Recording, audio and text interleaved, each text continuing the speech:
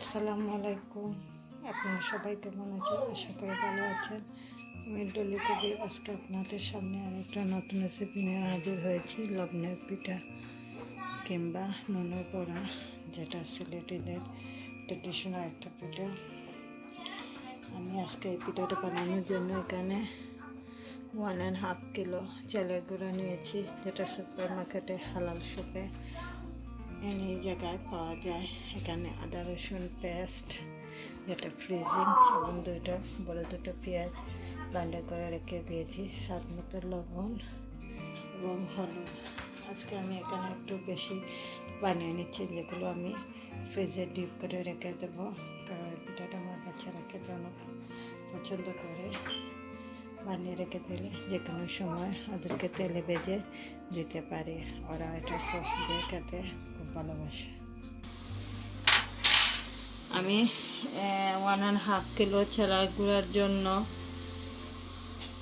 আমি এখানে 1.5 কিলো ছোলার গুঁড়ার মধ্যে প্রথমে আদা রসুন ফ্রিজিং এটা দিয়ে দিচ্ছি এবং স্বাদ মতো লবণটা দিয়ে দিচ্ছি। 1 টিস্পুন লবণ আমি দিয়ে দিয়েছি।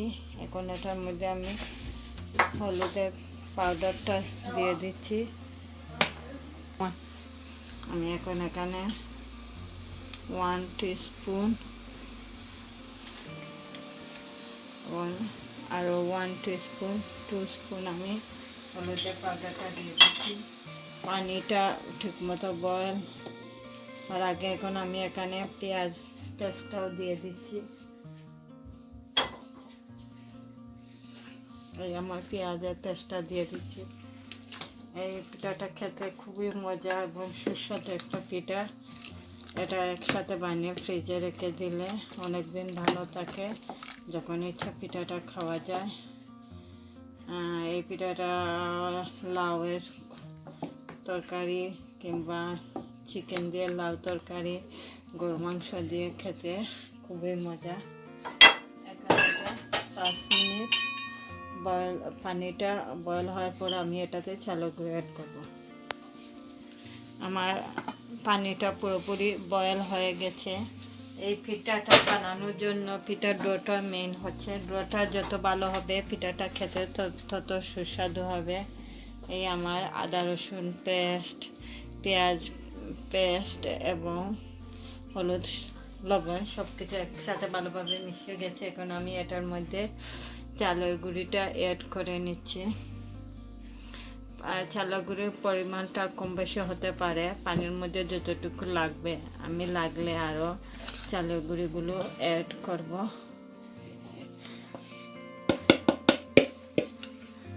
আমি ভালো করে সবগুলোকে মিশিয়ে নিচ্ছি চুলার মধ্যে।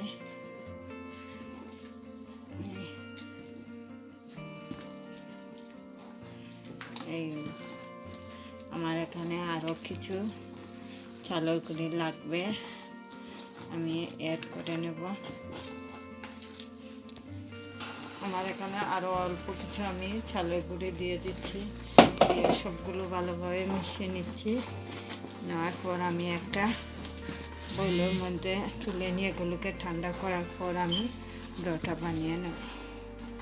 এই দেখুন, এই পিঠাটার মেনই হচ্ছে ডোটা যত ভালো হবে পিঠাটা খেলেও তত সুস্বাদু হবে। এটা ভালোভাবে মেশানো হয়ে গেছে। এখন আমি নামিয়ে একটা বোলের মধ্যে নিয়ে নিচ্ছি। সবগুলো পিঠার ডো বানানো হয়ে গেছে। ঠান্ডা হওয়ার পর আমি এখানে 3টা বড় বড় গোলাকারের ডো বানিয়ে এখন আমি পিঠাগুলোকে রুটি বেলে নিচ্ছি। আমি এখানে এরকম একটা সাজ নিয়েছি, যেটা দিয়ে আমি গোল করে পিঠাগুলো কাটবো। আপনারা চাইলে মগ কিংবা গ্লাস দিয়েও পিঠাটা কেটে নিতে পারেন। এখন আমি পিঠার ডোটা বেলে নিচ্ছি। অল্প একটু চালের গুঁড়ি দিয়ে পিঠাটা আস্তে আস্তে করে বেলে নেব। এটা খুব বেশি পাতলা কিংবা গাঢ় হবে না। আমি দেখে দিচ্ছি আপনাদেরকে।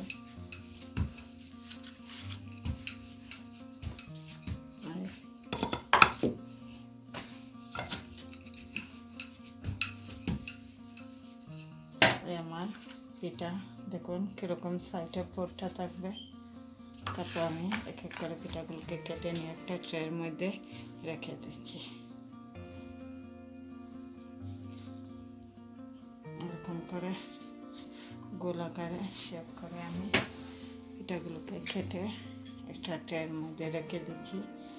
কিছু পিঠা আজকে আমার বাচ্চাদেরকে বিকালে নাস্তা খেতে দেবো এবং বাকি সবগুলো আমি ফ্রিজে ডিপ করে একটা ব্যাগের মধ্যে রেখে দেবো। সেইভাবে আমি এখন এক এক করে সবগুলো পিঠা বেলে নিচ্ছি। সবগুলো পিঠা বলা হয়ে গেছে। এই দেখুন আমি সবগুলো পিঠাকে বেলে নিয়ে গোল করে শেপ মতো কেটে নিয়েছি। এখন আমি এন্ড অফ লাস্ট রুটিটা বেলে নিচ্ছি আপনাদেরকে দেখানোর জন্য। এরকম রুটি হবে, বেশি পাতলাও না গাঢ়ও না। তারপর এগুলোকে গোল গোল করে শেপে কেটে নিলে হয়। এগুলোকে কেটে নেওয়ার পর সবগুলোকে আমি ফ্রিজে ডিপে রাখার জন্য একটা স্মল ট্রের মধ্যে রেখে দিচ্ছি। একটা একটা করে এরকম সব পিঠাগুলো আমি প্রথমে রাখবো। রাখার পর তার উপরে পলিথিন ব্যাগ দিব এরকম করে দিয়ে এরপরে আমি আবার এরকম করে লেয়ার সিস্টেমে পিঠাগুলো রেখে দেব। সেমভাবে যতগুলো পিঠা আছে এরকম করে লেয়ার দিয়ে রেখে তারপর পিঠাগুলোকে ডিপে রেখে দিয়ে পিঠাগুলো শক্ত হওয়ার পর একটা ব্যাগের মধ্যে তুলে রেখে দিলে হবে। তখন আপনাদের যখন ভালো লাগে পিঠাগুলো ভেজে খেয়ে নেবেন। এই পিঠাটা খেতে অনেক সুস্বাদু এবং মজাদার। সকালের নাস্তায় বিফ কিংবা মাটনের কারির সাথে কিংবা লাউ চিকেন দিয়ে কারির সাথে খেতে অনেক মজা। বাচ্চারা সসের সাথেও খেতে খুব বেশি পছন্দ করে। আমার সবগুলো পিঠা বেলা হয়ে গেছে। এখন আমি কিছু পিঠা ডিপের মধ্যে রেখে দিয়ে বাকিগুলো পিঠা তেলে ভেজে নেব। আমি এখন কিছু পিঠা তেলে ভেজে নিচ্ছি, যেটা আজকে বিকালে আমার বাচ্চাদেরকে নাস্তার জন্য দেব। আমি কিছু ময়দা এখানে উপরে ছিটিয়ে দিয়েছি, কারণ আমি বানানোর পর একটু লেটে পিঠাগুলো ভেজে নিচ্ছি যাতে একটা আরেকটার সাথে লেগে না যায়। সেজন্য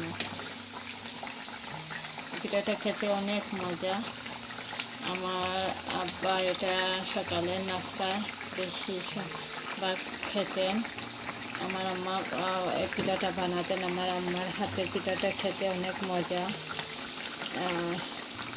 আমরা সকালে এটা চায়ের সাথে কিংবা মাংসের সাথে নাস্তা হিসাবে খেতাম। দেখুন আমার পিঠাগুলো খুব সুন্দর ফুলে যাচ্ছে।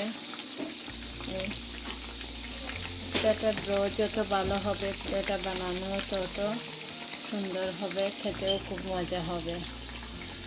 আপনারা চাইলে এই পিঠাতে ধনিয়া পাতা এবং পেঁয়াজের ব্রেডটা ইউজ করতে পারবেন। আমার বাচ্চারা এই পিঠাকে ইয়েলো পিঠা বলে, কারণ এই পিঠাটা দেখতে ইয়েলো কালারে, যেটা আমরা হলুদ দিয়ে কালার করি। এই জন্য বাচ্চারা এই পিঠাকে ইয়েলো পিঠা বলে। আমার সবগুলো পিঠা খুব সুন্দরভাবে ফুলে যাচ্ছে। তারপর আমি একটা একটা করে পিঠাগুলোকে একটা জালির মধ্যে তুলে নেব যাতে অতিরিক্ত তেলটা পড়ে যায়। এখানে খুব সুন্দর আমার পিঠাগুলো ফুলেছে। দেখুন আমি একটা একটা করে পিঠাগুলো তুলে নিচ্ছি। পিঠাটা দেখতে যেমন সুন্দর, খেতেও খুবই মজা। এটা খুবই ইজি একটা পিঠা, ঝটপট বানানো যায় এবং একসাথে অনেকগুলো পিঠা বানিয়ে ফ্রিজের মধ্যেও রাখা যায়। যখন ইচ্ছা বের করে খেয়ে নিতে পারবে। ফ্রিজে ডিপ করা পিঠাটা খুবই ইজি। আমি আপনাদেরকে দেখে দিয়েছি। ট্রের মধ্যে রেখে ফ্রিজের মধ্যে ডিপের মধ্যে রেখে দিলে তারপর পিঠাগুলো শক্ত হওয়ার পর একটা ব্যাগের মধ্যে তুলে রেখে দিলে হয়। সেমভাবে আমি এখন বাকি পিঠাগুলোকেও তেলে ভেজে নিচ্ছি একটা একটা করে।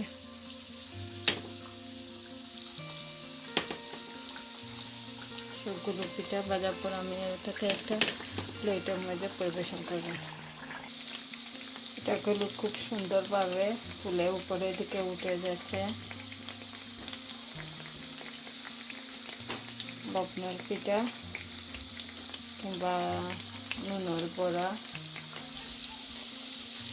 আমি একটু বেশি পিঠা বানিয়েছি দেখে আমি পরিমাণটা সব কিছু বেশি নিয়েছি। আপনারা যারা নতুন এই পিঠাটা বানাবেন তারা পরিমাণে খুবই অল্প নিয়ে পিঠাটা বানানোর জন্য প্রথমে ট্রাই করবেন, তাহলে আপনাদেরও পিঠাটা খুবই সুন্দর, মজাদার, নরম, সফট হবে।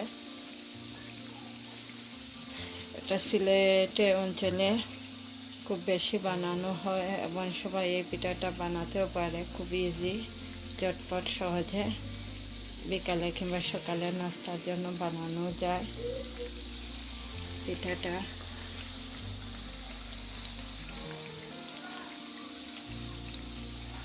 আমি এক এক করে এখানে পিঠাগুলো তুলে নিয়েছি।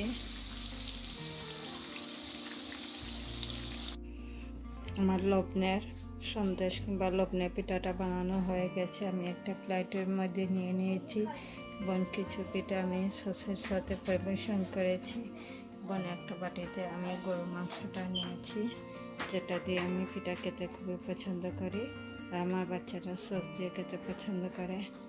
এটা চা কিংবা মাংসের সাথে খেতে খুবই মজা। এই পিঠাটা আমি আমার আম্মার কাছ থেকে শিখেছি বানানো। আশা করি আপনাদেরকে আমার ভিডিওটি ভালো লাগলে শেয়ার করবেন, আমার চ্যানেলটিকে লাইক করবেন এবং নিশ্চয়ই আমার চ্যানেলটিকে সাবস্ক্রাইব করতে ভুলবেন না। আশা করি আপনারা সবাই ভালো থাকবেন, সুস্থ থাকবেন। খুব শিগগিরই ইনশাআল্লাহ আবারও আমি আপনাদের সামনে নতুন রেসিপি নিয়ে হাজির হব। সেই পর্যন্ত সবাই ভালো থাকেন, সুস্থ থাকেন, আমার জন্য দোয়া করবেন। আল্লাহ হাফেজ।